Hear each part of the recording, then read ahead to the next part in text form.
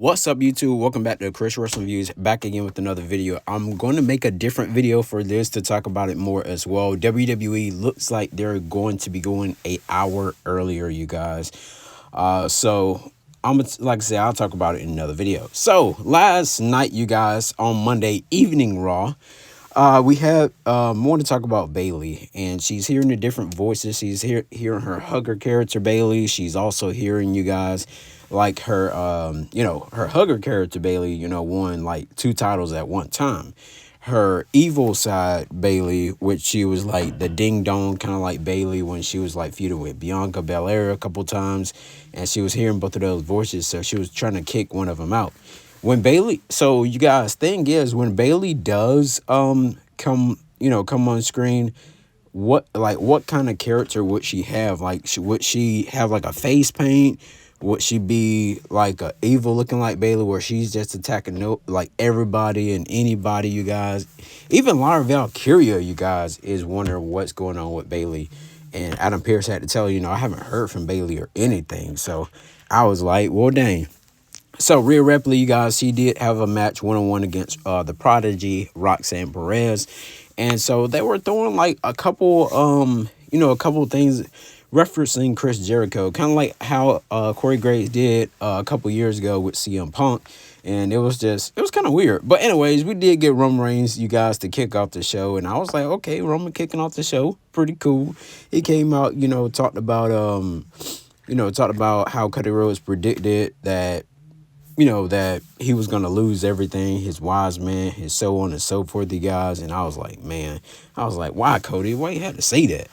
And then, of course, Roman was getting a very massive pop. He was getting like, stand up if you love Roman. He was getting a freaking Roman Reigns chants. And I'm talking about that crowd was like livid, you guys. And so it felt like it was 80,000+ people out there or something. But Paul Heyman would come out, as he always do, ladies and gentlemen. But the crowd said Paul Heyman before he could, and he said he wanted to say it first. So he said, let's try this again. So I thought that was pretty cool, you guys. And that's where Paul Heyman, talked about how he still loved Roman, and that, he's still his tribal chief, and he's still an advocate, so on and so forth.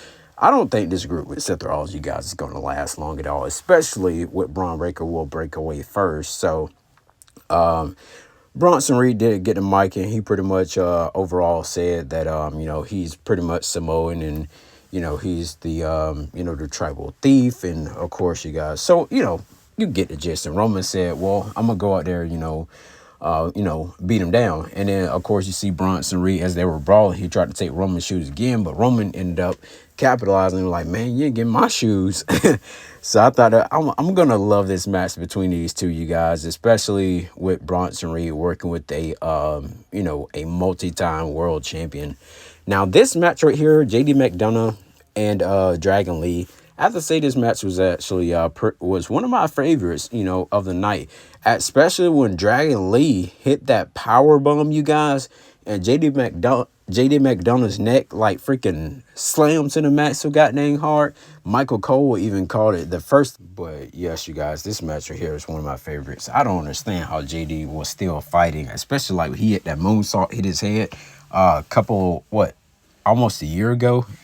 But anyways, you guys, Dominic Mysterio would pull Dragon Lee leg, and then that's where AJ Styles ended up coming in, fighting off Dominic Mysterio, pushing him to the turn post. And you can see how Dominic was definitely selling it. You have to love Dominic, you guys. He's a great, he's a great seller and everything like that. And he's getting, like the crowd is getting behind him massively ever since like WrestleMania, you guys, as you already know.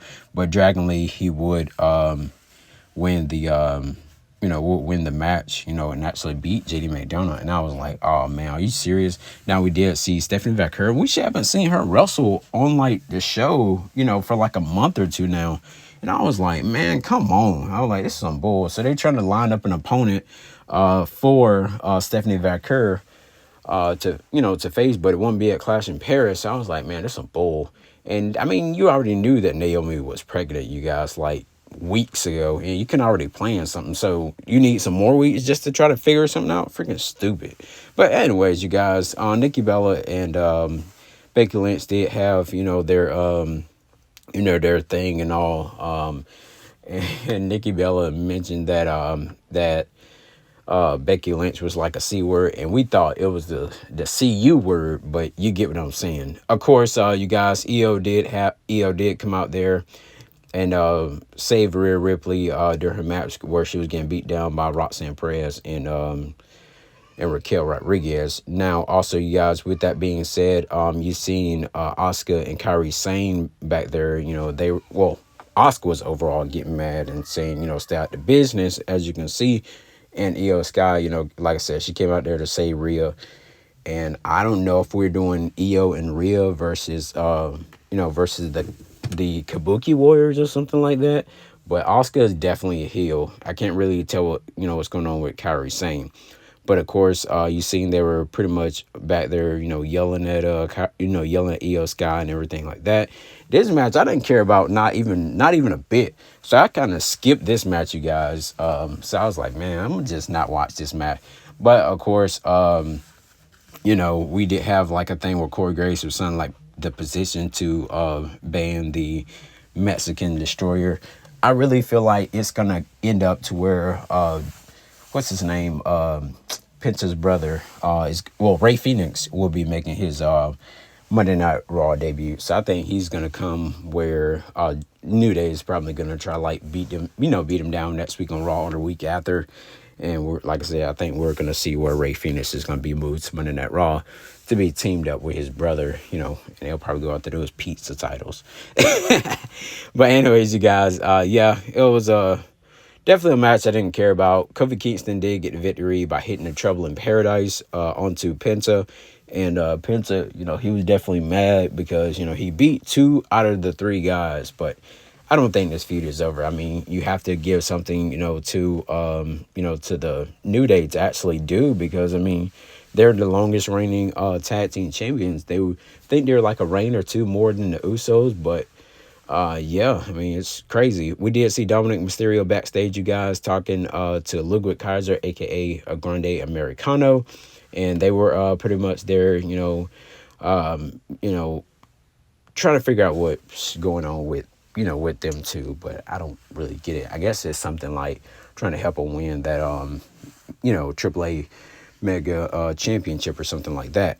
So AJ Styles would have a match that was made backstage by Adam Pearce against so AJ Styles versus Finn Balor. And with those two, you guys, we know the history behind the Bullet Club with them. So Rusev and Sheamus, they did have like a little segment thing, where they were talking about what they're gonna do to each other at Clash in Paris with the Donnybrook match. And I kind of want to go back and and touch on WWE adding Nikki Bella versus Becky Lynch for the Intercontinental title. I feel like that was a bad move. Like, that's gonna be a match people are gonna freaking sleep on and hoping that's a squash match. We did get Seth Rollins backstage, doing his little laugh thing, you guys, and you seen how furious Bronson Reed was after Bronson Reed had the had the little brawl thing with Roman Reigns.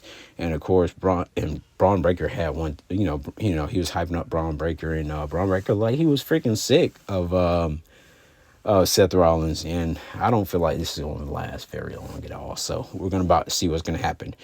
Jey Uso, had this little thing backstage. Like, every person had their little moment, and really Roman was literally giving Jey, some words, of wisdom, and pretty much you can't help everybody, and you don't help enough. And Roman mentioned, like, you don't help me, you don't help the bloodline and stuff like that. And, of course, we did get the main event where it was Braun Breaker versus LA Knight. Braun Breaker actually did win by the spear. Seth Rollins, of course, came out there. Jey Uso ended up coming out to get packed up as well. And so, he didn't yeet with the crowd or anything like that. Jey was pretty much like out there on his own. So with that being said, you guys, we also did get where CM Punk ended up coming out there. And, they fought off, Braun Breaker and, Braun Breaker and Seth Rollins. And then, so, all 3 of them were standing in the ring. LA Knight went to go attack CM Punk. And then CM Punk ended up getting super kicked by Jey Uso.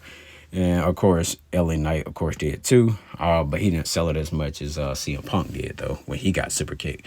But you guys, question raises, you know, does Jey Uso stay as a babyface, or could we get like a heel Jey Uso where he's gonna do something unexpected here, you know, like throughout next year? So I'm definitely seeing what's going on here. A lot of people are like, oh man, did Jey Uso go heel? No, he definitely did not go heel. But pretty cool show on Monday Night Raw. Rating on the show, I have to get an 8 out of 10.